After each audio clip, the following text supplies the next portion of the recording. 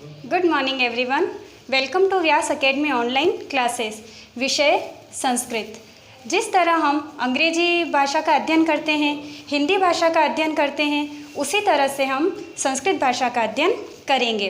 अंग्रेजी भाषा को समझने के लिए सर्वप्रथम इंग्लिश ग्रामर पढ़ना आवश्यक है। हिंदी भाषा को समझने के लिए हिंदी व्याकरण पढ़ना आवश्यक है। उसी तरह से संस्कृत भाषा पढ़ने के लिए भी संस्कृत व्याकरण पढ़ना आवश्यक है। और उसी संस्कृत व्याकरण से हमारा पहला टॉपिक जो है वो है लिंग परिचय। किसी भी वाक्य को बनाने के लिए उसमें प्रयुक्त शब्दों के लिंगों का निर्धारण करना आवश्यक होता है।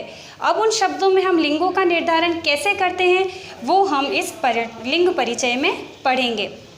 लिंग की परिभाषा। शब्द के जिस रूप से संज्ञा के स्त्री तथा पुरुष जाति के होने का बोध हो उसे लिंग कहते हैं। अर्थात संज्ञा क्या है? यहाँ किसी व्यक्ति, वस्तु या स्थान का नाम, अर्थात शब्द का वह रूप जिससे हमें किसी व्यक्ति या वस्तु के स्त्री तथा पुरुष जाति के होने का बोध होता है, उसे ही हम लिंग कहते हैं। लिंग के भेद। संस्कृत व्याकरण में लिंग 3 प्रकार के होते हैं, जबकि हिंदी व्याकरण में लिंग 2 प्रकार के होते हैं। अब तक हमने हिंदी व्याकरण में सिर्फ 2 प्रकार के लिंगों का अध्ययन किया है, जबकि संस्कृत व्याकरण के अंदर हम 3 प्रकार के लिंगों का अध्ययन करते हैं। कौन कौन से हैं वो? पहला पुल्लिंग, दूसरा स्त्रीलिंग, तीसरा नपुंसकलिंग। पहला पुल्लिंग। अब हम पुल्लिंग किसे कहते हैं? शब्द के जिस रूप से पुरुष जाति का बोध हो उसे पुल्लिंग कहते हैं। अर्थात शब्द का वह रूप जिससे हमें किसी व्यक्ति या वस्तु के उसके पुरुष जाति के होने का बोध होता है उसे हम पुल्लिंग कहते हैं। जैसे छात्रः, अश्वः, नृपः, मयूरः। और पुल्लिंग शब्दों की पहचान हम उनके अकारांत से करते हैं, यानी सभी पुल्लिंग शब्द जो हैं वो अकारांत होंगे और उनके साथ में विसर्ग लगा हुआ होगा, जैसा कि आप यहाँ देख सकते हैं।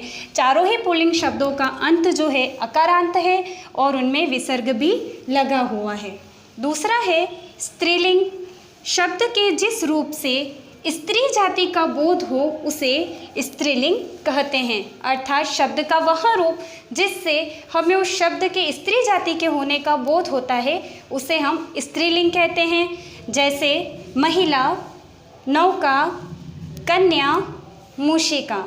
स्त्रीलिंग शब्दों की पहचान आकारांत से की जाती है, अर्थात सारे स्त्रीलिंग जो शब्द हैं उनका अंत आ की ध्वनि से होगा।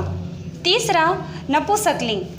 निर्जीव वस्तुओं को नपुंसकलिंग की श्रेणी में रखा जाता है, जो न स्त्री जाति का और न पुरुष जाति का बोध कराती है। यानी ऐसे शब्द जो निर्जीव वस्तुओं का बोध कराएंगे और वह न तो स्त्री जाति का बोध कराएंगे और न ही पुरुष जाति का। जैसे आम्रम, फलम, पुस्तकम, उद्यानम।